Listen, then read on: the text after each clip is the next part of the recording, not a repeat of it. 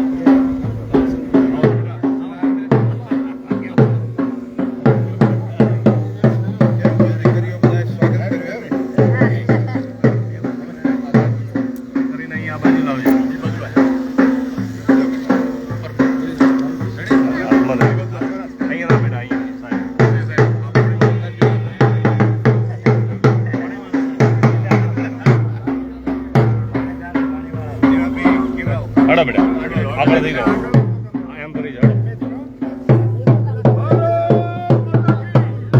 પેલી જગ્યાએ બેસી જવાનું થઈને હવે હેડો.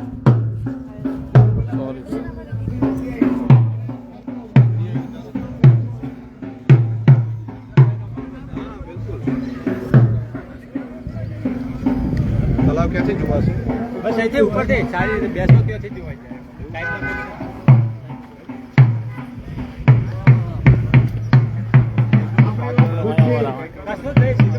બનાસડેરીના ચેરમેન શ્રી અને ગુજરાત વિધાનસભાના અધ્યક્ષ શ્રી માનનીય શંકરભાઈ ચૌધરી સાહેબ ઉપસ્થિત થાય. જોરદાર તાળીઓથી એમનું સન્માન કરીશું.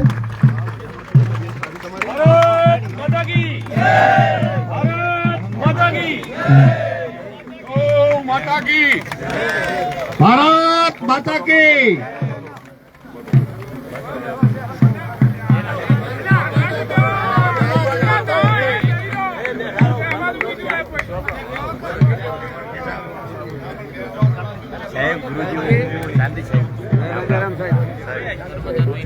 નમસ્કાર સાહેબ. નમસ્કાર.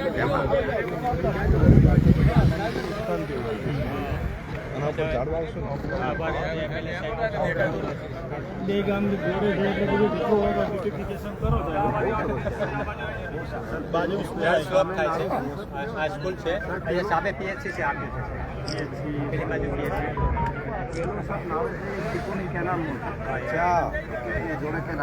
સિક્કુનું આવી શકે નર્મદાનું આવી શકે. બંને નદીઓનો સમન્વય થશે. વાહ, અભિનંદન પ્રવીણભાઈ, તમારા વિસ્તારમાં બહુ મોટું કામ થઈ ગયું છે. સાહેબ 200 વર્ષ જૂનું ખળું છૂટું કરી દે વ્યવસ્થિત. ગામની મોટાઈ કહેવાય. ગામનું બધાનું મોટું મન છે. ડેરીમાં તો શુક્લમ થયું નથી એને પહેલા ચાલુ સાહેબ અમે ગમે ત્યાંથી વાણી એમ જ પૈસા લઈ આવે. સાહેબ શ્રીને આગળ જવાનો હોવાથી આપણો કાર્યક્રમ આપણે તરત જ શરૂ કરીશું. કાર્યક્રમ ખાલી આપનો જ સન્માન છે સાહેબ, અને ધારાસભ્યશ્રીનો આપનો પ્રવચન, બીજું કશું નથી. હા, સાહેબનું એક જ પ્રવચન, આપ નહીં બોલો. ના ના, શુભેચ્છા પાઠવવા ને આપણે સ્વાગત પ્રવચન કાકા કરશું. કાકા કરી દેજો ફટાફટ. બોલો એક મિનિટ. મોકા શોકો બોલાશે. 5:30 છે.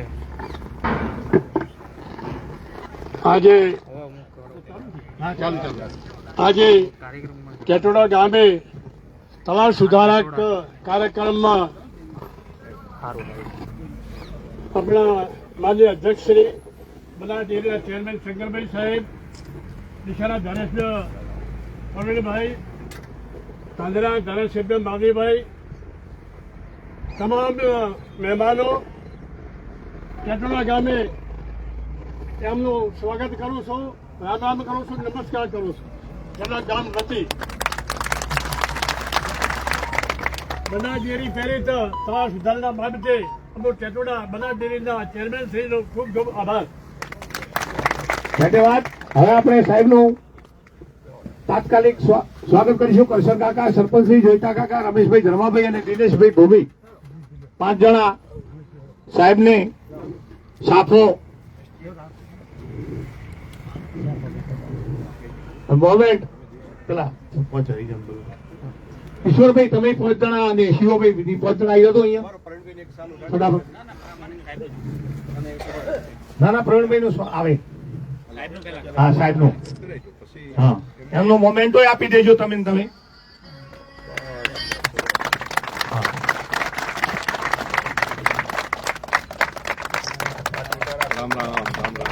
ઈશ્વરભાઈ સોલંકી, રત્નાભાઈ અને આપણા ગામના શિવાભાઈ, પ્રેમજીભાઈ, બધા જે ગામના છે એ મોમેન્ટ આપશે અને પ્રવીણભાઈ સાહેબને સાલથી સન્માન કરશે.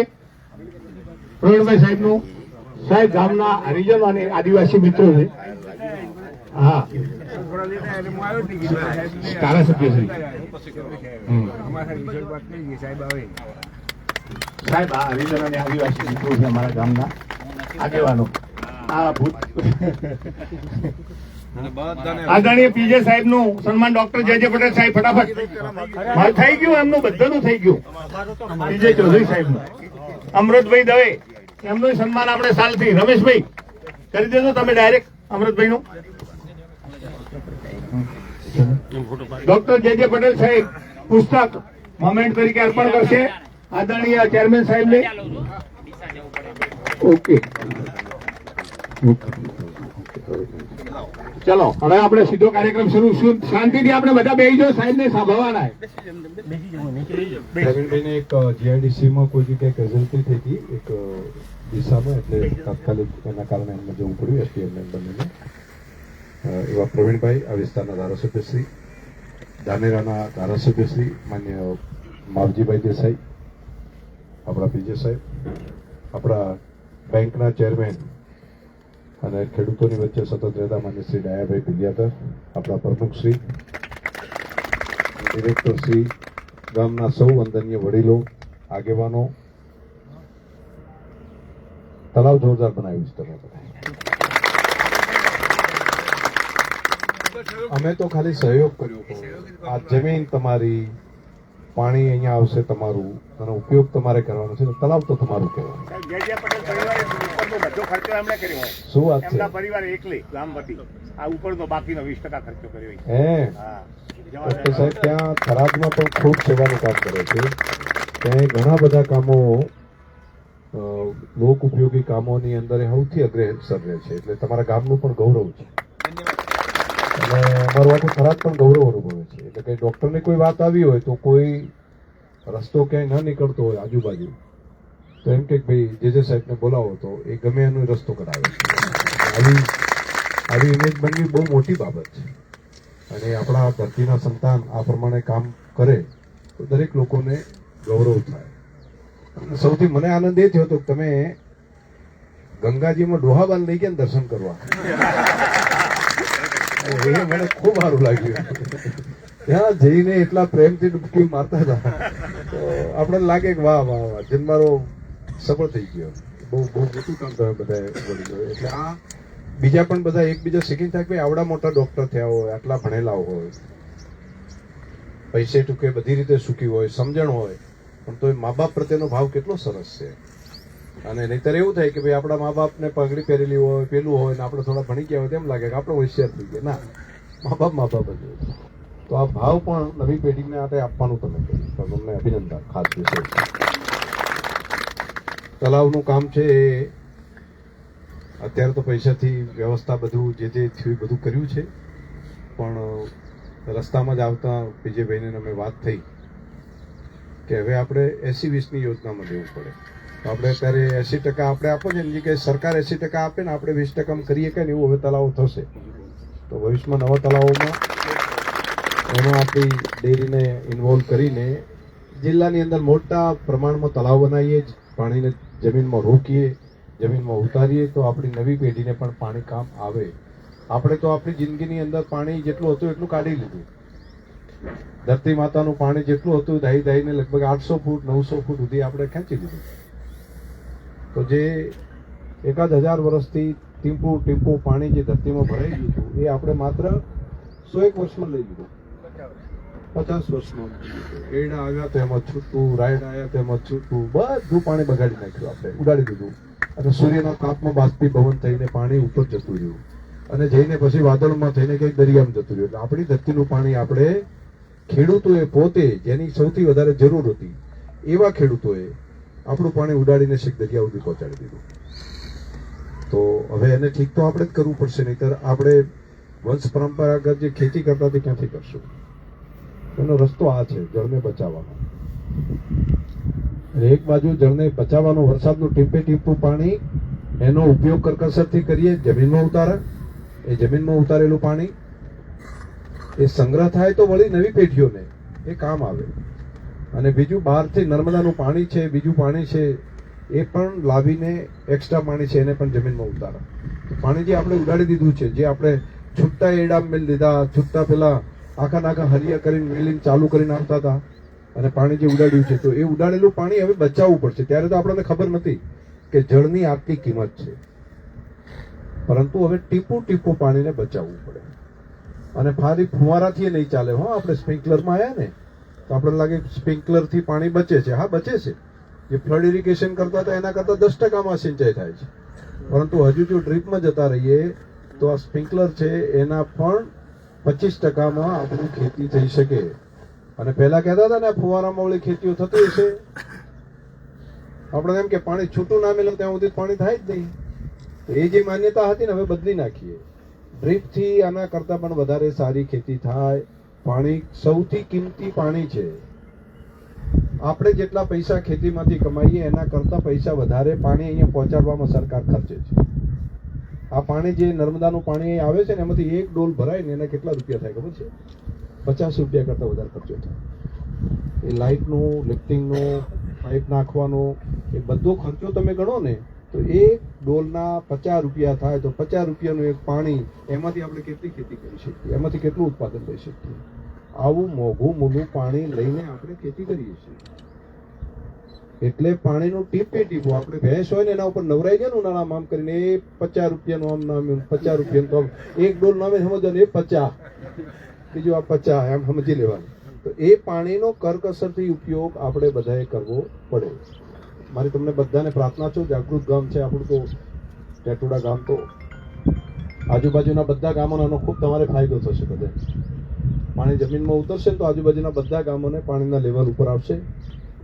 અહીંથી નીકળતા હોય ત્યારે અહીંયા સરસ મજાની હોસ્પિટલ ને, અહીંયા બાજુમાં સ્કૂલ ને, અહીંયા સરોવર ને, સરોવરની આજુબાજુ ફરે એવો સરસ મજાનો પથવે થઈ જશે.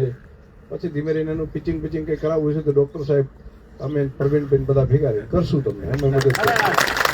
તો આજુબાજુમાં આવતા જતા એમ ટેટોડા ગામ સારું ગામ, ગાય માતાની સેવા કરવા વાળું ગામ, અને બધા સમજુ, બધા લોકો હળીમળીને આખું ગામ રહેવા વાળા, દરેકે દરેક જ્ઞાતિ સમાજ હળીમળીને રહેવા વાળું ગામ.